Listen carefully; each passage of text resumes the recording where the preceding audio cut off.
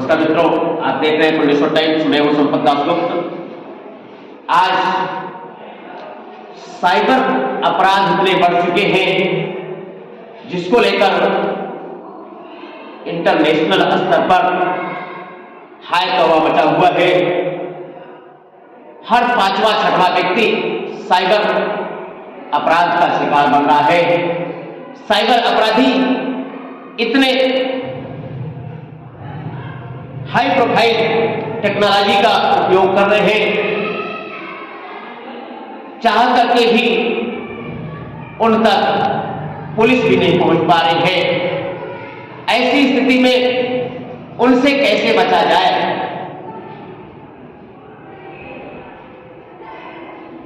इसके लिए cyber crime expert mister मोहित मिश्रा के द्वारा तमाम स्थानों पर सेमिनार के माध्यम से, संगोष्ठियों के माध्यम से, व्याख्यान मालाओं के माध्यम से जगह जगह लोगों को जागरूक किया जा रहा है। उसी कड़ी में अभी आपने देखा से धर्मात्मा महाविद्यालय, शासकीय कन्या हायर सेकेंडरी स्कूल और आज मॉडल स्कूल सलैया में अभी आपका उद्बोधन था। आइए जानते हैं कि साइबर अपराध है क्या। आदरणीय मिश्रा जी, ये साइबर अपराध क्या है? कंप्यूटर, इंटरनेट और मोबाइल का दुरुपयोग ही साइबर अपराध है। इसका जब सदुपयोग न करके काफी बहुत व्यापक पैमाने पर दुरुपयोग किया जाता है, जिसे साइबर क्राइम कहते हैं। ये दुरुपयोग किस प्रकार से किया जाता है? साइबर दुरुपयोग कई तरीके से किया जाता है, जैसे blackmailing, video sextortion, Facebook ID और artificial intelligence, voice cloning, SIM swapping. इस तरीके से कई सारे अपराध हैं जिसके तरीके से कई नए अपराध किए जा रहे हैं। ये वॉइस क्लोनिंग जैसे आपने बताया, वॉइस क्लोनिंग क्या है? वॉइस क्लोनिंग आपकी आवाज का डुप्लीकेट आर्टिफिशियल इंटेलिजेंस के द्वारा डुप्लीकेट तरीके से आपकी वॉइस को क्लोन कर लिया जाता है और उसी का इस्तेमाल करके साइबर क्राइम को अंजाम दिया जाता है। ये तो क्लोन बनाने के कोई ऐप होंगे या कोई बिल्कुल जो आम व्यक्ति बना सकता है, ऐसा कुछ है? नहीं, आम व्यक्ति तो नहीं बना सकता। थोड़ा सा टेक्निकली इसमें होना चाहिए। जब उसके पास टेक्निकली सपोर्ट होगा तभी वो आर्टिफिशियल इंटेलिजेंस के द्वारा वॉइस क्लोनिंग कर सकता है और उसी का इस्तेमाल करके ये साइबर अपराध को अंजाम दिया जाता है। अब देखा जा रहा है कि अधिकांश लोग मतलब कि मनी ट्रांसफर का शिकार हो रहे हैं, लोगों को ठगी का शिकार बनाया जा रहा है। ये कैसे बचा जाए इससे बचने का सिर्फ और सिर्फ एकमात्र उपाय है कि आप अपने बैंक अकाउंट का ऐप इस्तेमाल कीजिए। आप जिस बैंक में अपना खाता खुलवाएं उसका ऐप इस्तेमाल कीजिए। अदरवाइज अदर यूपीआई पेमेंट का इस्तेमाल ना करें। अगर आप बैंक अकाउंट के ऐप का इस्तेमाल करते हैं तो उसके जरिए अगर क्विक रिस्पांस करते हैं तो आपका जो ट्रांसफर फाइनेंशियल फ्रॉड हुआ है उससे कुछ हद तक आपको सुरक्षा मिल सकती है। ये देखा गया कि वीडियो कॉलिंग के जरिए लोग सेक्सुअल ब्लैकमेल कर रहे हैं। ये क्या होता है, किस प्रकार से इससे बचा जाए और क्या ऐसा कोई वो है कि इस प्रकार के अपराध न घटित करें? नहीं, अपराध करने वाला तो अपराध घटित करेगा ही, लेकिन इससे बचने का हमारे पास उपाय है कि जब हम जागरूक होंगे और ऐसे वीडियो कॉल को इग्नोर करेंगे तभी हम इससे बच सकते हैं, अदरवाइज इससे नहीं बचा सकते। कितने प्रकार के साइबर अपराध होते हैं? साइबर अपराध कई प्रकार के होते हैं, कम से कम 7-8 प्रकार के साइबर अपराध यही बता दिए हैं, लेकिन समय अभाव के कारण आपको इस समय बृहद लेवल पर नहीं बता के हम आपको ये बता रहे हैं कम से कम 7-8 प्रकार के साइबर अपराध, जैसे साइबर बुलिंग, साइबर फिशिंग, इस तरीके से 8 प्रकार के साइबर अपराध होते हैं। साइबर बुलिंग क्या है? साइबर बुलिंग के जरिए आपके फेसबुक का गलत तरीके से आपको बिना परमिशन के आपकी आईडी हैक कर लिया जाएगा, आपका वीडियो बना लिया जाएगा इस तरीके से और उसको फैलाया जाएगा, जो साइबर बुलिंग के अंतर्गत आता है। क्या संदेश देना चाहेंगे आप? हम सबको यही संदेश देना चाहेंगे कि आप साइबर अपराध के बारे में जागरूक हो जाइए और इस तरीके से अपराध से बचिए। कुशल निर्देशन में छात्र छात्राएं आज अध्ययनरत हैं और तमाम छात्र छात्राएं भी आज के युग में मोबाइल का उपयोग कर रही हैं। क्या संदेश देना चाहेंगे? बस छात्रों को एक संदेश है कि आज कोरोना काल से मोबाइल का उपयोग कुछ ज़्यादा ही बढ़ गया है। बहुत सोच समझकर उसका उपयोग करें। जिस लिंक के विषय में जानकारी नहीं है उसको टच न करें। और साइबर अपराध एक गंभीर विषय है, बहुत बड़ी चुनौती है हमारे समाज के समक्ष। इसके विषय में यदि हम जानेंगे तभी बच पाएंगे, अदरवाइज कभी न कभी हम किसी न किसी रूप में ठगी का शिकार बन सकते हैं। तो मित्रों, सुरक्षा ही बचाव है, जानकारी ही सुरक्षा है। इस प्रकार से यह साइबर अपराध के हाथ इतने लंबे हैं कि उनके गिरफ्त में ना आए, इसलिए कैसे गिरफ्त में ना आए इसकी जानकारी ही बचाव है। यही एकमात्र आज का इस जो विषय रहा उसका संदेश है, उसका सार है। संपत दास को कैमरामैन रविंद्र पांडे के साथ जी को सुना। हमारे साथ है हरवना थाना प्रभारी राम सिंह जी पटेल, जो कि ऐसी परिस्थितियों से गुजरते रहते हैं, ऐसे तमाम मामले आपके सामने आते रहे होंगे। क्या कहना चाहेंगे? साइबर अपराध आज के डेट में पुलिस और जनता के लिए बहुत बड़ा चैलेंज है। साइबर अपराध हमेशा से होते रहे हैं और होते रहेंगे, लेकिन साइबर अपराध को रोकने का सिर्फ एक ही तरीका है कि लोगों में जागरूकता होनी चाहिए। अगर लोग इस बात को समझेंगे, जानेंगे, तो ऐसे लालच में नहीं फंसेंगे। जैसे ही कोई व्यक्ति किसी लोभ में या प्रलोभन में किसी प्रकार के लालच में आता है, उसके साथ ठगी का शिकार हो जाता है।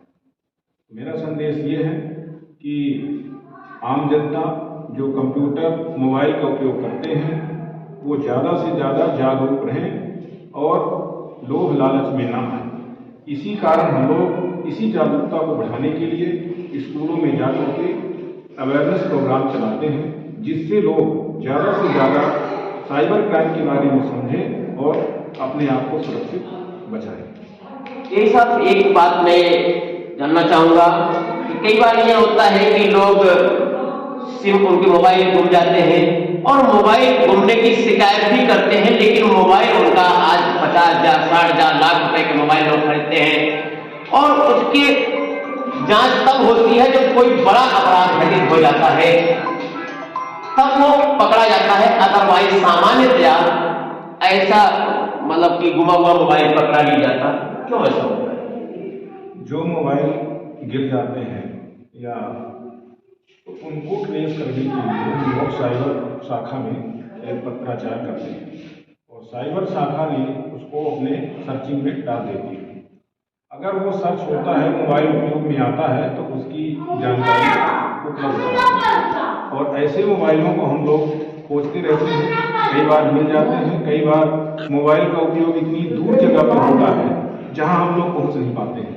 अब रहने वाला हरमना का व्यक्ति जिसका मोबाइल गुम गया और उसको उपयोग करने वाला व्यक्ति दिल्ली में है, बॉम्बे में उपयोग कर रहा है, तो ऐसी जगह पे जाके उसको पकड़ना, टेस्ट करना काफ़ी मुश्किल हो जाता है।